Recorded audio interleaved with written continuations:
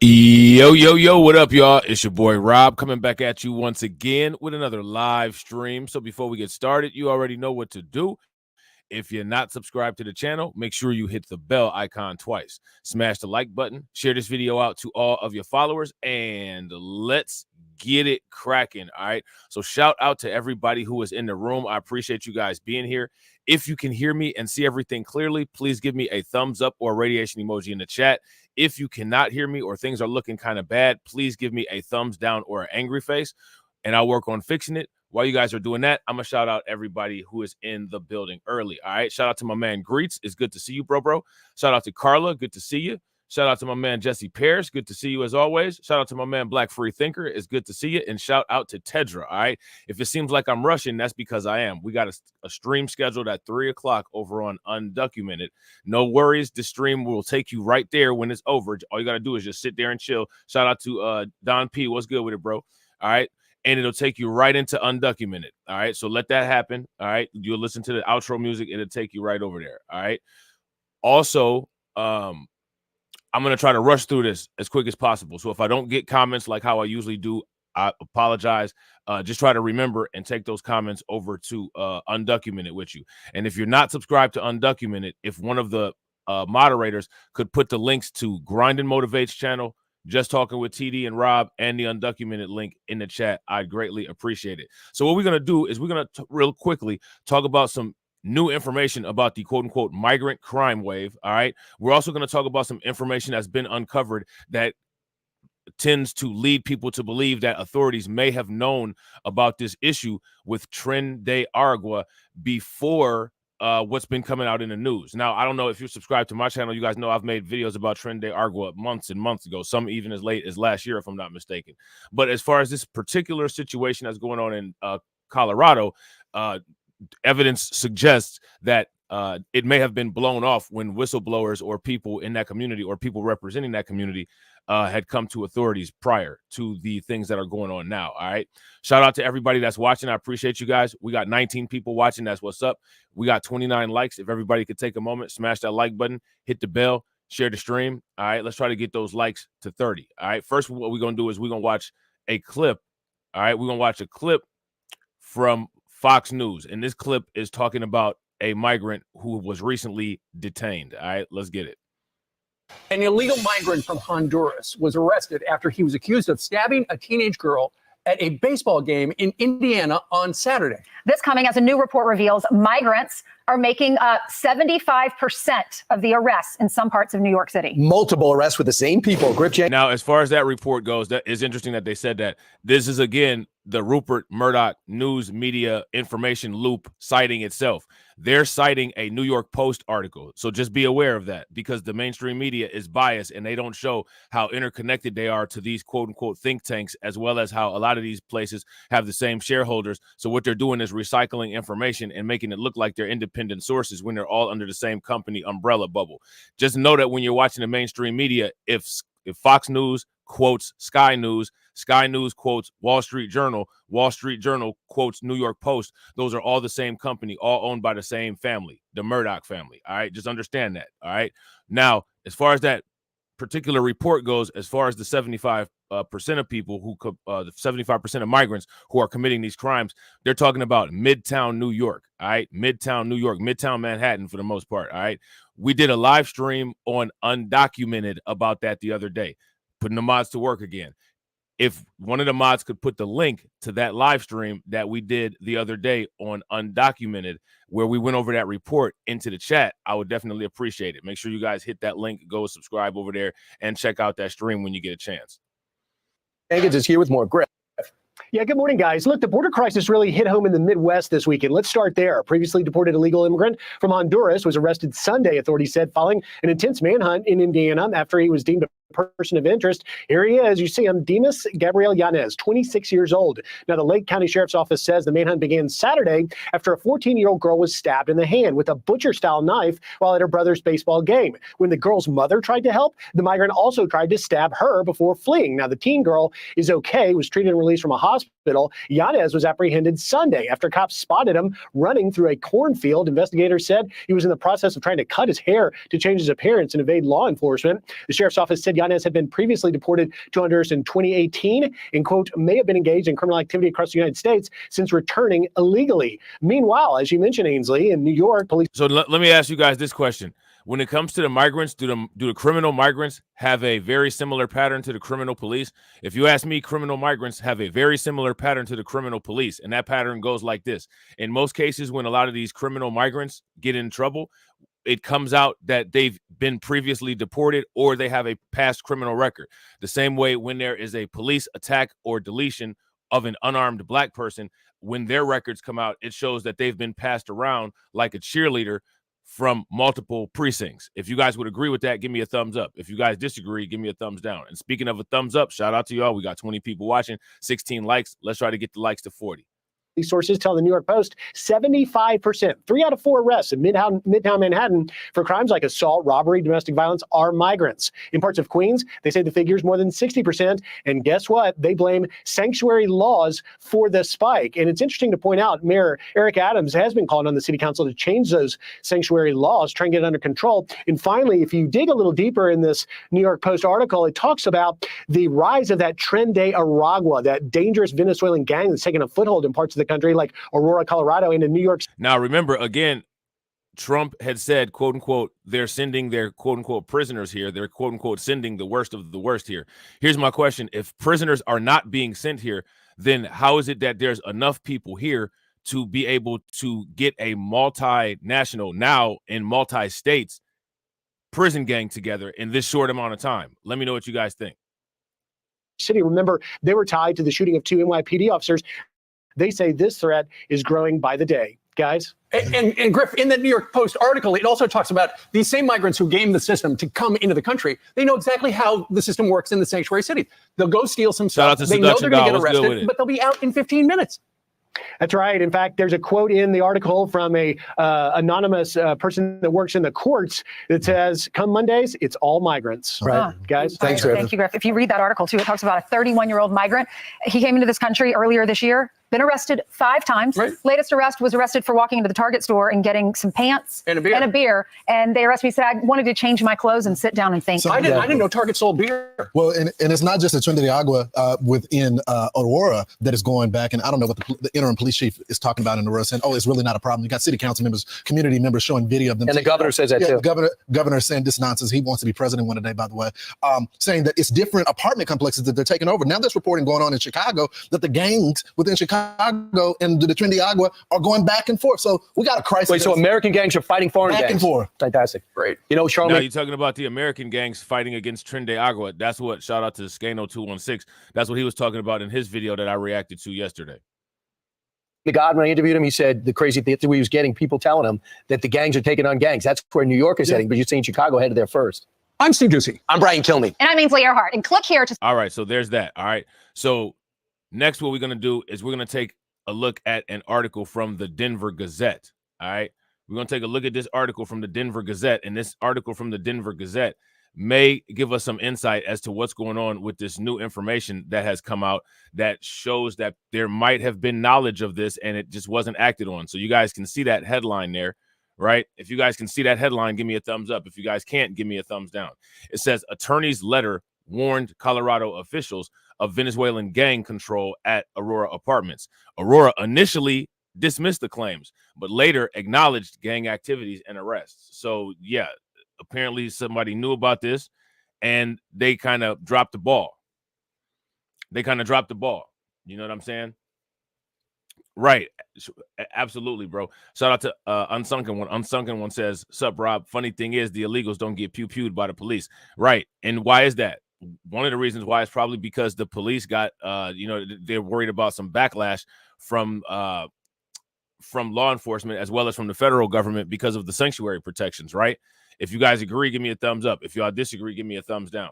And shout out to everybody that's watching. I really appreciate you guys. We got 19 people watching and we got 21 likes. If everybody could take a moment, smash that like button and try to get us to 40, that would be great. All right. So now here it says letters obtained by the Denver Gazette from the law firm representing CBZ Management. And this is the name of the company. So people should know that this is the name of the company. right? CBZ Management, whose apartment complex in Aurora was shut down over what the city describes as safety issues last month, show officials were fully aware weeks ago of the accusations that Venezuelan gangs had forcibly taken control. All right, so there's these letters, and in these letters, it shows that this stuff was mentioned. In an August 28th letter to Colorado Attorney General Phil Weiser, the law firm wrote that CBZ Management had been informed that Aurora multifamily projects have been forcibly taken control of by gangs that have immigrated here from Venezuela. So now let me ask you guys this question. If they knew about this stuff weeks before and they chose to do nothing about it, my question for you guys, and you can let me know this in the comment section, is whose fault is this? Whose fault is this? And what should the repercussions be for the people who have been denying that this is a thing? Based in Brooklyn, CBZ Management operates rental apartments in New York and Colorado with 11 properties in Denver, Aurora, Colorado Springs, and Pueblo. Aurora officials, look at this, Aurora officials initially dismissed the company's claims publicly, calling them diversionary tactics and alternative narratives. The issue, the city insisted, was numerous violations of the local government's code. Now, if you guys recall, we did an article that talked about this and brought this up briefly, right? And what I said was, I think that it's probably a combination of both. I think that this company was probably like a slumlord management company. However, I do believe that as a result of them being a slumlord management company, their complaints of the Venezuelan prison gang Tren De Aragua taking over the apartments probably had some form of legitimacy to it, because as you guys know, slumlords attract people like that, especially when the government is giving them money to go live there. You know what I mean? If you guys agree with that, give me a thumbs up. If y'all disagree, give me a thumbs down. So now here it says officials have since walked those claims back. Now this is bad. They had to publicly walk this stuff back. Okay. The Aurora complexes affected by gangs, based on reports, included, write these down, the Aspen Grove, Whispering Pines, and the Edge at Lowry. And if I'm not mistaken, the viral videos that have been going around with the guys walking around with the long guns, if I'm not mistaken, I'm pretty sure that that's the Edge at Lowry. Okay. Yep. Shout out to Jesse. I agree. Yep. And remember I said, I believe you, bro. I believe you. You know what I'm saying? So now here it says, last week, the city acknowledged that authorities earlier arrested a documented Tren De Aragua gang member twice over a shooting incident and a separate case, which a man was beaten badly at the apartment complex. All right. At first, after the first arrest, that gang member, court documents revealed, was released on a bond. It was the first time that the city acknowledged authorities held in their custody a potential ringleader of the Venezuelan prison gang called Tren De Aragua, which local and federal officials said earlier is operating in Metro Denver. Okay. The property manager for all three Aurora multifamily projects was notified of the takeover, and one of our client's housekeepers informed the property manager not to return to Aurora's multifamily projects due to the danger to his well-being, the attorney for CBZ Management wrote.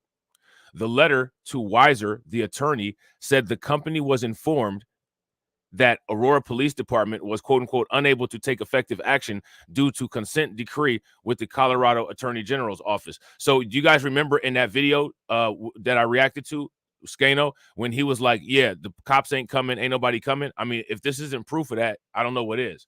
If you guys would agree, give me a thumbs up. If you guys would disagree, then give me a thumbs down. Our clients have for several months complained to the Aurora Police Department, all right, and the Aurora Code Enforcement Division about the lawlessness surrounding Aurora multifamily projects, the letter stated. For the most part, the response has been very little and very ineffective. Now, remember, this is the same place that deleted Elijah McClain over a phone call.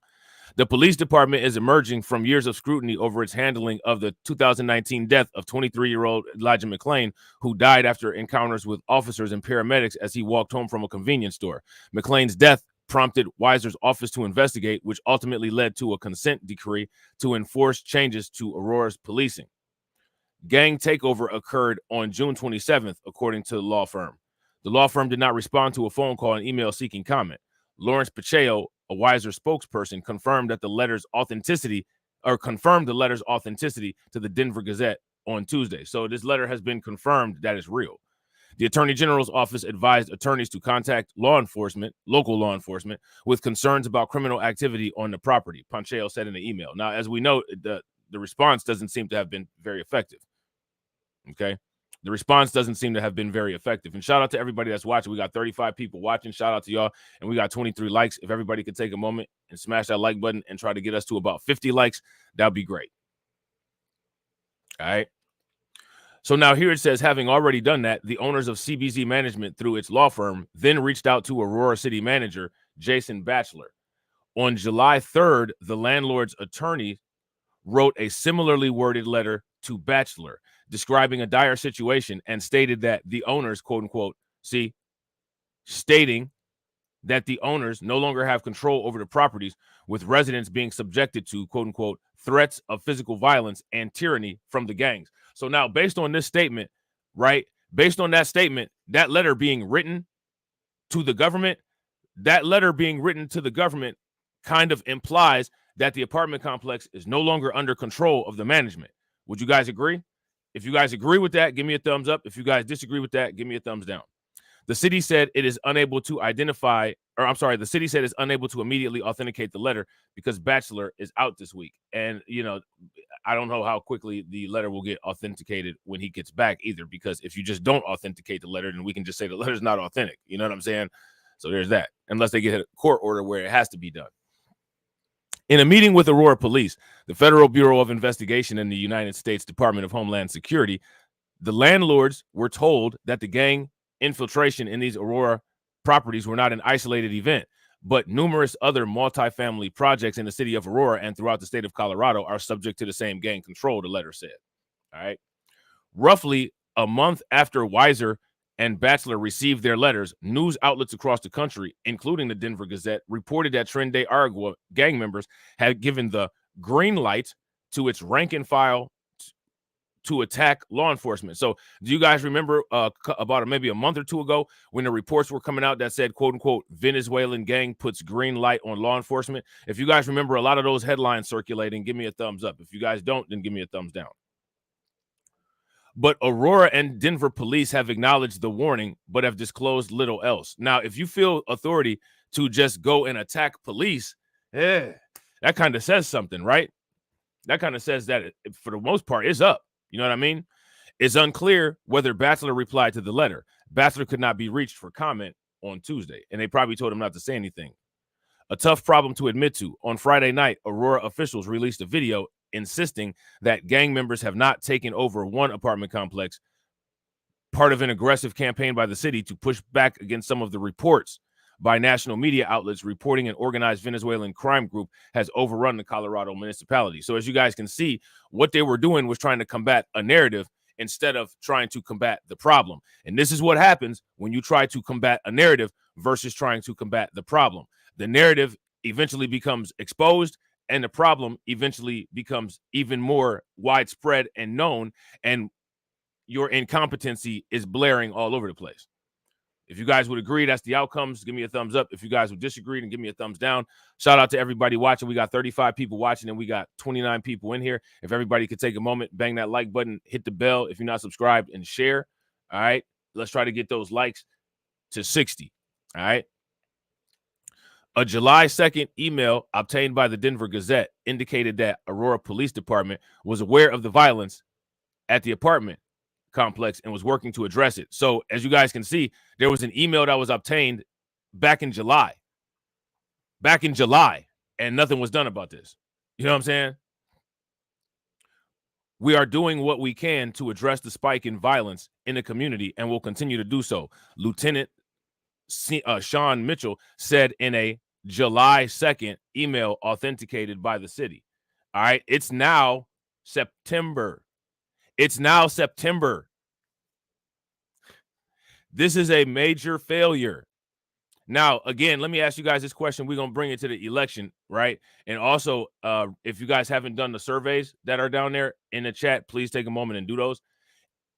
If Kamala Harris gets involved and wins the presidency, are the policies that Kamala Harris administration, are those policies similar to what being in a state like Jared Polis or like Governor Polis? Are those similar policies, or are Trump's policies more similar? who has the policies that would be more similar to improving the conditions in Colorado? Let me know in the comment section what you guys think of that question. All right, and I think that there's a similar question in the Q&A portion of the live chat. If you guys could do that, that'd be great. Mitchell is in charge of the police department's violent crime section. We are implementing a more proactive approach to areas in our community that have seen an increase in violent crime, Mitchell wrote. Mitchell also encouraged the landlords to have residents report information to the police, which he said could be done offline or off-site. I'm hopeful that we will begin to see a decrease in criminal activity in these areas, which include your properties, Mitchell wrote 2 months ago. In the ensuing weeks, the Denver Gazette has learned that authorities had twice arrested a documented TDA gang member in connection with a shooting incident at one complex. And at least one gang member has been arrested by a Denver jury, arrested in a Denver jewelry heist. Now, you guys remember those videos of that Denver jewelry heist, right? That's when those gang members just ran up in there and ransacked the jewelry store, right? And it was on camera and the two ladies was in there and they had to duck down, right? Shout out to Tedra. Make sure you guys show Tedra some love. Throw some flames, some radiation emoji, and some ducks in the chat for Tedra for funding the organization. How do you think that we fund this organization, huh? We're not exactly the March of Dimes.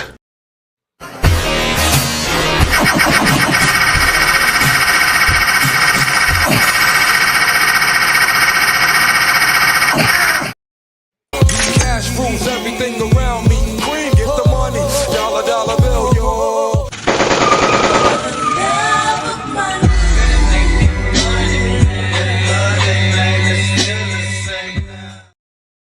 Shout out to Tedra. Tedra says, thank you for your hard work in pumping out the videos and keeping us informed. Absolutely. Absolutely. You guys deserve it. You know what I'm saying? We all deserve it. You know what I mean? And, you know, like I said, you know, I'm a one-man army, you know what I'm saying? And I got a whole syndication running. So just imagine what I could do if I had a budget. You know what I'm saying? So now here it says, TDA is a Venezuelan prison gang with a diverse portfolio of criminal activities that include human trafficking, particularly of immigrant women and girls. So basically what this is saying is migrant on migrant crime, right? If you guys would agree, give me a thumbs up. If y'all disagree, give me a thumbs down. Drug trafficking, kidnapping, extortion, and money laundering.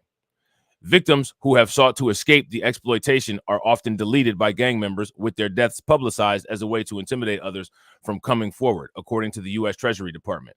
Since President Nicolas Maduro assumed office in Venezuela in 2013, Venezuela has descended into economic and political chaos, with 7 million Venezuelans having fled the country, seeking refuge in countries around the globe, including the United States. Now, again, let me ask you guys this question. When it comes to Venezuela, is Venezuela government more similar to a Kamala Harris administration, or is Venezuela government more similar to a Trump administration? You can kind of look at these things and tell the outcomes, right? Nearly 43,000 immigrants, many from Venezuela, have sought refuge in Denver. Plane, bus, and train tickets purchased by Denver officials suggest about half have stayed in the region, okay?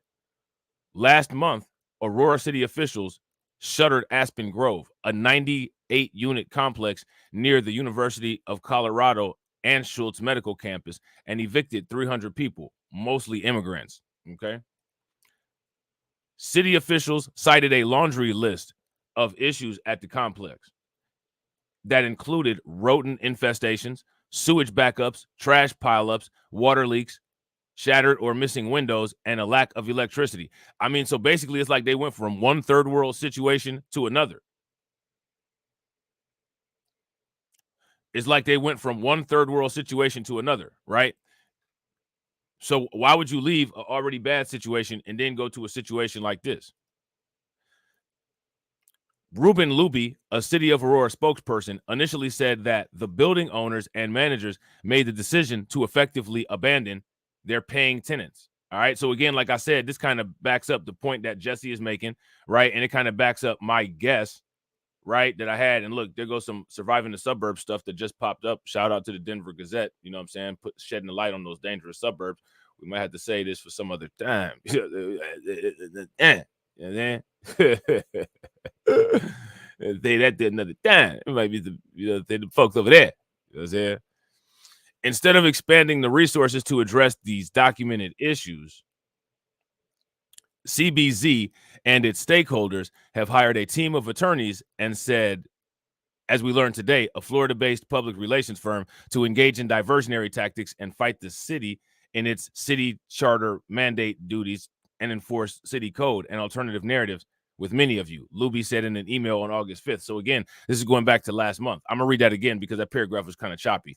Instead of expending the resources to address the documented issues, CBZ and its stakeholders have hired a team of attorneys and, as we learned today, a Florida-based public relations firm to engage in diversionary tactics, fight the city in its city charter mandated duties, enforce city code, and alternative narratives with many of you, Luby said in an email on August 5th. All right. Luby at the time was responding to a press release from CBZ management, which hired a PR firm that sent out a press release defending the landlord's actions. Okay, so what this basically is, this is like a big corporate / government mess with a bunch of people caught in the middle. Would you guys agree? If you guys agree that this is a big corporate mess with a bunch of, just bystanders and, people caught in the middle, migrants and non-criminal migrants and residents of Colorado getting caught in the crossfire of this slumlord company and moronic management. If that's what the situation is, give me a thumbs up. If y'all don't think that that's what the situation is, then give me a thumbs down and let me know what y'all think the situation is. Shout out to Cameron. What's good with it, bro? All right. So now here it says, because we care for the safety of our tenants and other members of the community, we will say that the issue of Tren De Aragua taking over properties and communities in Aurora means that we are not able to be present on this property and 4 other properties in similar situations also being impacted by gang presence, the company said. After more information started trickling out, Aurora officials acknowledged the gang activities. But remember, we got them on video, right? Make sure that you watch all the videos on this channel. We got them on video denying reality. Okay? This is a tough problem to admit to, Aurora City Council member Danielle Jurinsky said. I don't think any city wants to admit to having a problem like this.